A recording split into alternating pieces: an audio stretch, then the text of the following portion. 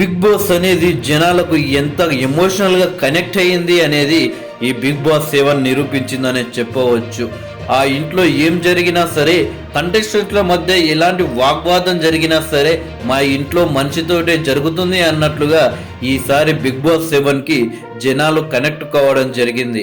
నిన్న big boss 7 విన్నర్గా పల్లవి ప్రశాంత్ని ప్రకటించిన తర్వాత ఒక్కో కంటెస్టెంట్ బయటికి వస్తుంటే అభిమానులు శివాజీ లాంటి కంటెస్టెంట్స్ బయటికి వస్తే వాళ్ళకి పూల వర్షం కురిపిస్తూ బ్యాండ్ బజాలతో భారీ ర్యాలీగా తీసుకువెళ్లారు. అలాగే అషు, బోలే ఇలాంటి వాళ్ళు బయటికి వచ్చినప్పుడు వాళ్ళతో సెల్ఫీలు దిగడం కోసం, వాళ్లకు హాయ్ చెప్పడం కోసం వాళ్ళ కార్లపై ఎగపడ్డారు జనాలు. ఇకపోతే అమర్దీప్ ఎవరైతే బిగ్ బాస్ 7 టైటిల్ విన్నర్ కోసం పోటీ పడ్డాడో, రన్నరప్ గా నిలిచిన అమర్దీప్ బయటికి రాగానే జనాలు ఒక్కసారిగా ఎగపడ్డారు. నిల్చొని వాళ్లకు అభిమానులకు అభివాదం చేస్తున్న అమర్దీప్ పై ఫ్యాన్స్ ఎగపడడం జరిగింది. చేతి చేసుకోవడానికి ప్రయత్నించి కొంచెం లాగడం జరిగింది.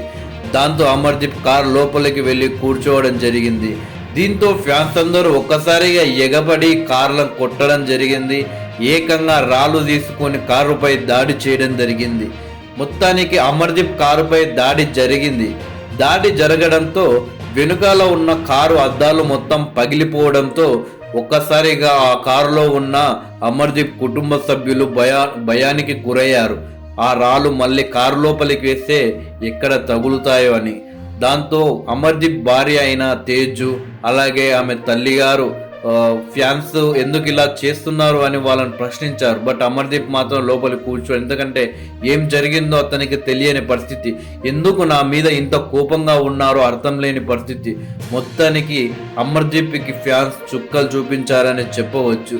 దీనికి మొదటి కారణం, హౌస్లో ఉన్నప్పుడు పల్లవి ప్రశాంత్ని మొదటి వారంలో టార్గెట్ చేసి నువ్వు రైతువా అంటూ అతను ఒక ఇన్సల్ట్ చేసే ప్రయత్నం చేశాడు అని చెప్పేసి అమర్దీప్ పై బిగ్ బాస్ అభిమానులకు మొదటి వారం నుండి కోపం ఉంది.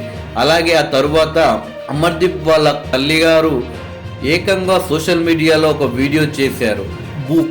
ఫ్యాన్స్ పై బూతుల వర్షం కురిపించినారు. అంటే ఒక రకంగా మనం మాట్లాడుకోలేని మాటలు ఆమె మాట్లాడారు.